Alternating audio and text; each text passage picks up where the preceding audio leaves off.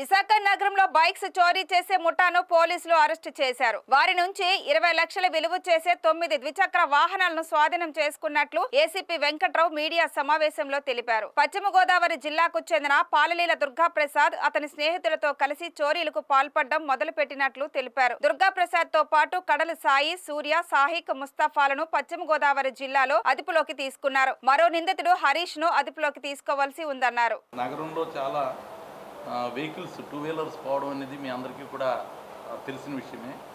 దాంట్లో ఈ ముఠా ఏంటంటే అత్యంత ఖరీదైన బళ్ళనే టార్గెట్ చేసుకుంటూ అఫెన్సెస్ చేయడం అనేది వీళ్ళ తాలూకా ముఖ్య ఐడియా, ఉద్దేశం. వీళ్ళు ఏంటంటే డ్యూక్ 200, కేటీఎం బైకు, తర్వాత Duke, racing bike, Suzuki access, Pulsar 160 ఇలా ఖరీదైన బళ్ళన్నీ కూడా సుమారు 2,50,000 నుంచి అబవ్ ఉన్న బళ్ళనే వీళ్ళు టార్గెట్ చేయడం అనేది ఒక పనిగా పెట్టుకొని చేశారు.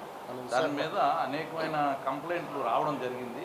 అన్నీ కూడా కేసులు రిజిస్టర్ చేయడం జరిగింది. ముందే కేసులన్నీ రిజిస్టర్ చేయడం జరిగింది. దాని మీద ఒక ఆర్లో ఎస్ఐ అండ్ టీం ఏం చేశారంటే ఉన్నతాధికారులు సిపి గారు, జాయింట్ సిపి గారు, అదేవిధంగా మా డీసీపీ మేడం గారు, అడిషనల్ ఎస్పీ గారు వీళ్ళందరూ కూడా సమావేశమై ఈ టీంని ఎలాగైనా పట్టుకోవాలి ఈ అఫెండర్స్ అని చెప్పి ఆర్లో ఎస్ఐ అండ్ టీంని ఎండార్స్ చేయడం జరిగింది. వాళ్ళు ఏం చేశారంటే ఈ సాగర్నగర్ ఏరియాలో వాళ్ళకి ఫస్ట్ ఒక బండి పోయింది వాళ్ళ లిమిట్స్లో. పోగానే ఆ బండి గురించి వాళ్ళు వాకప్ చేసుకుంటూ మెయిన్లీ సీసీ కెమెరాస్ మీద ఎక్కువ డిపెండ్ అయ్యి వాళ్ళని ఐడెంటిఫై చేయడం కోసం చాలా ప్రయత్నాలు చేశారు. సుమారుగా అది తుని వరకు కూడా వీళ్ళు అప్డేట్ చేసుకెళ్లారు. ఈ బళ్ళు తీసుకెళ్తున్న వ్యక్తులు ఎటువైపు వెళ్తున్నారని దాన్ని దృష్టిలో పెట్టుకొని ఇంకా కొద్ది రోజులు టైం తీసుకొని మళ్ళీ సెకండ్ అఫెన్స్ జరిగేటప్పుడు కూడా మళ్ళీ కొంత ఇన్ఫర్మేషన్ గ్యాదర్ చేసుకున్నారు. ఇందులో ముఖ్య విషయం ఏంటంటే ఇందులో 4 అఫెండర్స్ వీళ్ళు. ఈ 4 కూడా వెస్ట్ గోదావరికి సంబంధించిన నలుగురు కూడా. ఇందులో ఈ పల్లా లీలా దుర్గాప్రసాద్ అన్న అతను వైజాగ్లో ఈ చదువుకున్నాడు. వైజాగ్లోనే మనకి సల్సర్ కాలేజీ ఉంది కదా, ఆ కాలేజీలో చదువుకున్నాడు అన్నమాట ఈ కుర్రోడు. తర్వాత వీడు మన ఏరియాలో డిగ్రీ పూర్తి చేసుకున్నాడు. హోటల్ మేనేజ్మెంట్ కోర్స్ కూడా ఇక్కడే చేశాడు సన్ కాలేజీ. ఆ తర్వాత వీడు ఇంకా ఏవో కొన్ని ట్రైనింగ్ కోర్సులు కూడా కంప్లీట్ చేసి హోటల్లో కూడా కొన్ని రోజులు పనిచేశాడు. దీని మీద విశాఖపట్నంతో వాడికి బాగా అవినాభావ సంబంధం. సుమారు 4 సంవత్సరాల పాటు ఇక్కడే పనిచేశాడు.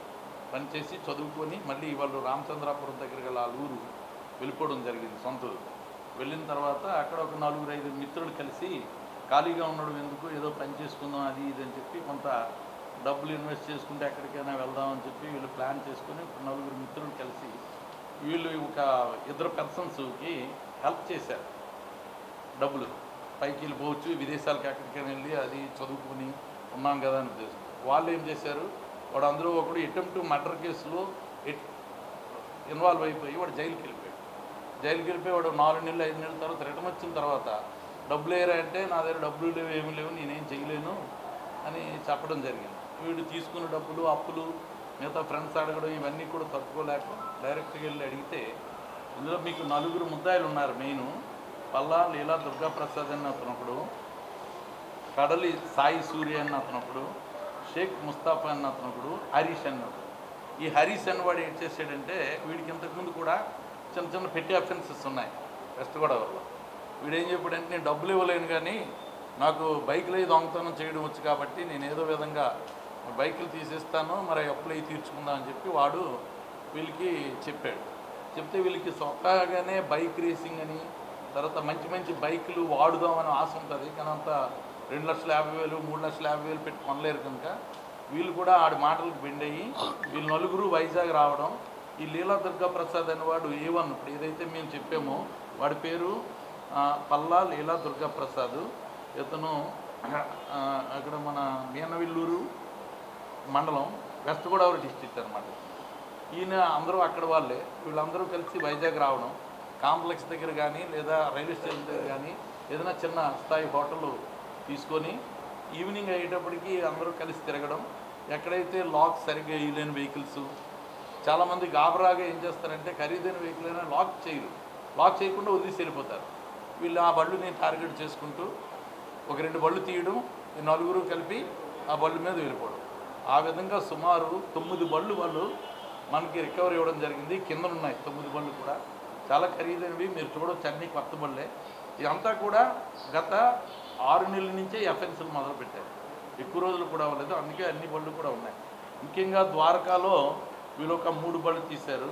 అదేవిధంగా గాజువాకలో కూడా ఒక పల్సర్ బైక్ తీశారు. ఎంఈపీలో ఒక 2 బళ్ళు, ఆరులోలో ఒక 2 బళ్ళు, ద్వారకాలో 4.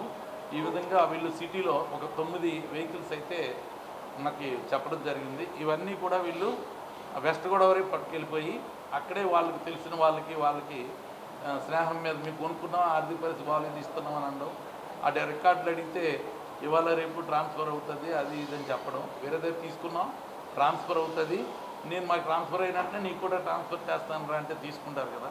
అలా తీసుకొని లోకల్గానే ఎక్కడ దూరంగా కాకుండా అక్కడే అమ్మి ఏదో చిన్న చిన్న ఖర్చులు అవి పెట్టుకున్నారు. ఈ లోపల ఇన్ఫర్మేషన్ తెలియడంతో అక్కడికి వెళ్ళి వెస్ట్ గోదావరి ఒక టీం వెళ్ళి ఒక 3 days 5 days అక్కడ వెయిట్ చేసి మొత్తం బళ్ళన్నీ రికవర్